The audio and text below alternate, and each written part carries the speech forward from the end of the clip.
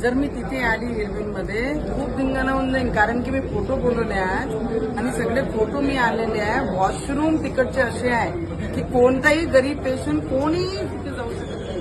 काय करत आहे आपले जे कॉन्ट्रॅक्ट ज्यांनी घेतलेला आहे साफसफाईचा, काय करतायत ते नाही, काय करून घेत मला समजतच नाहीये की एवढे मोठे कॉन्ट्रॅक्टचे पैसे देते सरकार आणि एकही माणूस तिथे जाऊ शकत नाही, एकही बाई तिथे जाऊ शकत नाही. कुठे जाणार आहे एवढे उन्हात मला सांगा तुम्ही सीएस साहेब. जर मी आत्ता आली ना तिथे व्हिजिट दिली ना, सगळं धिंगाणा करून टाकेन मी इरविनचा.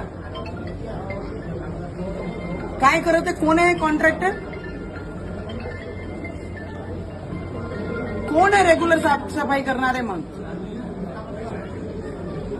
आज जर साफसफाई झाली नाही आणि मला संध्याकाळी फोटो पाहिजे त्यांचे तुमचे रेग्युलर साफसफाईवाल्यांकडनं, सिरियस पेशंट जे असते त्याचं सिटी स्कॅन होत नाही तिथे, कुठे चालू आहे? 4-4 लोक सीएस साहेब आमचे हॉस्पिटलचे कामं करणारे आहे तिथे.